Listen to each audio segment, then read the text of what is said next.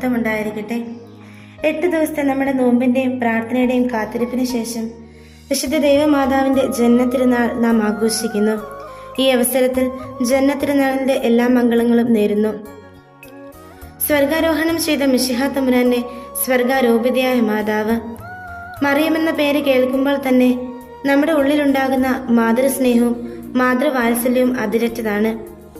എന്തുകൊണ്ടാണ് പരിശുദ്ധ ത്രിത്വം മറിയത്തെ സ്വർഗാരോപിതയാക്കുവാൻ തീരുമാനിച്ചത് എന്നതിനെക്കുറിച്ച് നമുക്ക് ചിന്തിക്കുവാൻ പോലും സാധിക്കുകയില്ല. ഈ ദൈവരഹസ്യങ്ങളുടെ ചുരുളഴിക്കാൻ നമുക്ക് സാധിക്കുകയില്ലെങ്കിലും ആ ദൈവഹിതത്തിന്റെ ചുരുളിലെ ഒരു ചെറുഭാഗം നിങ്ങളുമായി പങ്കുവയ്ക്കാൻ പരിശുദ്ധാത്മാവ് കൃപ തരട്ടെ. പ്രിയമുള്ളവരെ, അസാധാരണ കുലീനതയുടെയും ഔന്നത്യത്തിന്റെയും ഉടമയാണ് പരിശുദ്ധ അമ്മ. മലങ്കര സുറിയാനി കത്തോലിക്ക സഭ അമ്മയെ വിശേഷിപ്പിക്കുന്നത് ദൈവമാതാവ് എന്നാണ്. വിശുദ്ധ ഗ്രന്ഥം പോലെ നമുക്ക് ഏറ്റവും പ്രധാനപ്പെട്ടതാണ് വിശുദ്ധ പാരമ്പര്യവും. ദൈവമാതാവിന്റെ സ്വർഗാരോപണവും വിശുദ്ധ പാരമ്പര്യങ്ങളിൽ ഒന്നാണ്. അമ്മയുടെ ആത്മാവ് പാതാളങ്ങളിലേക്ക് ഇറങ്ങിയില്ല, മാംസം അഴുകിയിട്ടുമില്ല. ജന്മപാപത്തിന്റെ എല്ലാ കരകളിൽ നിന്നും സ്വതന്ത്രയായിരുന്ന നിർമ്മല കന്യക ഈ ലോകവാസത്തിന്റെ അവസാനത്തിൽ ആത്മശരീരങ്ങളോടെ സ്വർഗീയ മഹത്വത്തിലേക്ക് ആരോപിതയായി. മറിയത്തിന് ഈ മഹിമ ലഭിച്ചത് അവൾ സ്വപുത്രൻ വഴി സർപ്പത്തിന്റെ തലയെ തകർക്കുമെന്ന് ദൈവം നൽകിയ വാഗ്ദാനത്തോട് പൊരുത്തപ്പെടാനാണ്.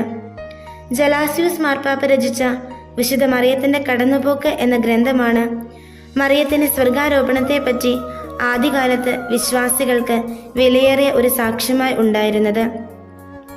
ഹവ്വ എന്ന സ്ത്രീ മൂലം പാപം ചെയ്ത് ദൈവ തേജസ് നഷ്ടപ്പെട്ട മനുഷ്യന് പറുദീസയുടെ സൗഭാഗ്യം വീണ്ടുകിട്ടിയത് മറിയം എന്ന മറ്റൊരു സ്ത്രീയിലൂടെയാണ്. പിശാച് ഹവ്വായുടെ മേൽ 4 തരത്തിലുള്ള വിജയങ്ങൾ നേടി. പാപത്താലും ദുരാശയാലും അവളുടെ ആത്മാവിൽ നേടിയ വിജയവും മരണത്താലും വിലയത്താലും അവളുടെ ശരീരത്തിൽ നേടിയ വിജയവും. എന്നാൽ കാലക്രമത്തിൽ ഈ 4 വിധത്തിലും മറിയം സാത്താന്റെ മേൽ വിജയം വരിച്ചു. മറിയം തന്റെ അമലോത്ഭവത്താൽ പാപത്തിന്റെയും ദുരാശയുടെയും മേൽ വിജയം വരിച്ചു. അവളുടെ മഹനീയമായ സ്വർഗാരോപണത്താൽ മരണത്തെയും ശരീരവിലയത്തെയും ജയിച്ചു.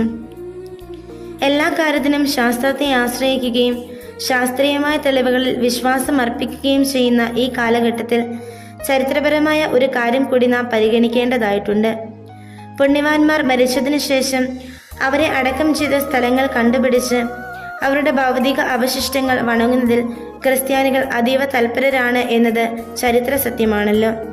1903 പരിശുദ്ധ അമ്മയുടെ കല്ലറ കണ്ടുപിടിക്കുന്നതിന് ശ്രമം നടത്തിയ ചില ധീര വ്യക്തികൾക്ക് വിശുദ്ധ 10-ാം പിയൂസ് മാർപ്പാപ്പ അനുഗ്രഹാശിസ്സുകൾ നൽകി അയക്കുകയും എഫേസോസിൽ മറിയം താമസിച്ചിരുന്നു എന്ന് പരമ്പരാഗതമായി വിശ്വസിക്കപ്പെടുന്ന വീട് സ്ഥിതി ചെയ്തിരുന്ന പനയ കപ്പുലു എന്ന സ്ഥലത്ത് ഗവേഷണം നടത്തുകയും ചെയ്തു.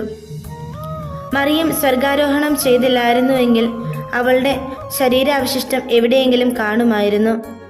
എന്നാൽ ഗവേഷണത്തിലും ഇന്ന് വരെയും മറിയത്തിന്റെ ഭൗതിക അവശിഷ്ടം കണ്ടെത്താനായില്ല എന്നത് സ്വർഗാരോപണത്തിന്റെ ശക്തമായ തെളിവാണ്. നമ്മുടെ കർത്താവായ യേശുമിശിഹായുടെ രക്ഷാകര പദ്ധതി അവിടുത്തെ മാതാവിന്റെ സ്വർഗാരോപണത്തിലൂടെയും ത്രിലോകരാജ്ഞിയായി മുടിതിരിപ്പിക്കപ്പെട്ടതിലൂടെയുമാണ് പൂർത്തിയായത്. ഈ ലോക കളങ്കമേൽക്കാതെ അവിടുന്ന് അവളെ സംരക്ഷിച്ചു, അവളുടെ ആത്മവിശുദ്ധിയെ കാത്തുപാലിച്ചു. ജീവന്റെ നാഥനെ സംവഹിച്ച അവൾ മണ്ണിൽ വിലയം പ്രാപിക്കാതെ സ്വർഗത്തിലേക്ക് നയിക്കപ്പെടുകയും ചെയ്തു. കുരിശിൻ ചുവട്ടിൽ വെച്ച് മറിയത്തെ യേശു യോഹന്നാനെ ഏൽപ്പിക്കുന്നത് വഴി ദൈവപുത്രന്റെ അമ്മയായ മറിയം നമ്മുടെ ഓരോരുത്തരുടെയും അമ്മയായി തീർന്നു. ആ അമ്മയോട് നിരന്തരം ചേർന്നുകൊണ്ട് ഈശോയുടെ ഇഷ്ടമണവാട്ടിയായി ജീവിക്കുവാൻ നമുക്ക് സാധിക്കട്ടെ എന്ന് ആശംസിച്ചുകൊണ്ട് നിർത്തുന്നു. നന്ദി.